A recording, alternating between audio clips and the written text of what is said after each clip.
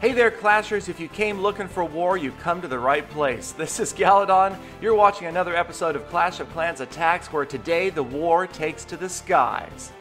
Well, actually, I've got a ground and an air attack, but let's look at the LavaHound attack first, sending in 2 hounds, following up by about 30 balloons. They're moving in. We're going to go to the super slow motion. Take a look at those rage spell placements. Don't really like where I put the one on the left, a little bit too far in. You'll notice those balloons are going to work on that mortar and that archer tower without rage. It's going to take them a little bit longer to get through that first line of defense because of that. Now watch the freeze spell up there. That is a gala fail. The freeze spell completely missing the air defense. That means the first LavaHound goes down in just a moment here. And now the balloons have converged into one giant pack, which isn't going to help with that wizard tower doing massive splash damage. And now let's freeze the frame here, or pause it, since this is a hound attack. And we'll take a closer look at where the balloons are headed. And now this is a good time to realize that the balloons are going to go towards the next defensive structure, not necessarily towards the town hall like we'd like them to. So we have to prepare for that by placing that rage spell in the appropriate path. Otherwise, they would have completely missed it had I not placed it off to the left and placed it off to the right where we really hoped they would go. So their tracking isn't ideal, but they do a lot of damage out here before they go down. Unfortunately, again, all bunched up together, that wizard tower is going to dust all of them along with those bombs at once. There they are. The last of the balloons are history. And now I've just got a few minions left and the king and the queen. We're going to try to clean up some of these surrounding structures and decide where to drop the king and the queen to try to get them to that town hall. Always an exciting and slightly nerve-wracking part of a LavaHound attack, getting that second star, or in this case the first star. Don't have 50% or the town hall, but it looks like we've got enough clan castle troops in there and the king is pathing off to the left. If we drop the heroes kind of where we put that minion, I'm hoping that they'll draw them in. So here they come. Sure enough, they've targeted that wall. Here come the skeletons. Drop the rest of my minions to try to take those skeletons out as well. Pop the king's special ability. Now notice the wall is down behind the king. He's going to move in. Here they come. King versus king. Definitely going to take him out and move in. And now right here, we're going to pause the frame again. And now I would probably say something like it's only a matter of time before the queen demolishes the town hall, or it's a foregone conclusion. But of course, we all know that Galadon's queen always has a mind of her own. And as we resume the action, sure enough, she turns and takes out a builder's hut and then flees from the town hall, takes off after the defending queen, the defending empty clan castle, useless buildings. She wanders even further away. She's going after that expo, taking major damage. She is going to manage to get 50%. I pop her special ability, and now she heads back towards the town hall, taking out this expo. And finally, after what seems like an eternity, she turns, focuses on the town hall again.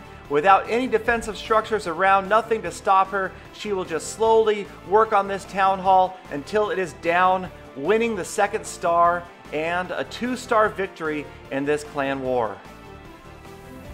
So that was my first war attack, but Taiwan Ballers was putting on the pressure towards the end, and I realized for my second attack, all of the opposing bases had already been hit. My best bet was to try to go for a 3-star on a lower Town Hall 10, and for that job, it was certainly going to be Go Wipe. And for a successful Go Wipe attack to be 3 stars, it definitely helps to have those golems spread out as widely as possible, attacking different portions of the base simultaneously, being supported by those high DPS units behind. And here, I've got those golems successfully targeting separate defenses, and even after the first defenses go down, they continue to move in different directions, working out just right so far. We've got the P.E.K.K.A, the king and the queen moving in towards the center. We're facing off with the clan castle troops right in the middle there. Here comes the queen and the last P.E.K.K.A. The freeze spell successfully freezing the Inferno Tower Expo and the last of the clan castle troops.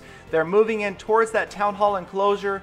And now as we freeze the frame, I had my finger on the trigger for that last freeze spell, but it looked like the Inferno was not targeting either hero, so I saved it, and sure enough, they get through that last wall right as it targets the king. Last rage spell dead in the center, and I'm able to save that last freeze spell to freeze the multi-targeting Inferno and the Tesla up there, and that should help them get through that center enclosure, get out through those inner walls, and hopefully complete the 3-star.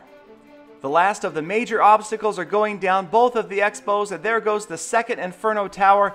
Now I've got a rage spell left, trying to wait to see if both of the heroes will be in the same area for it. There they go, at the wall, drop the rage spell, waiting for the queen to get inside. We've got a golem on the right-hand side being supported by one wizard, but that's actually going to work out pretty well to take those structures out. The golem even clearing the big bombs for that wizard.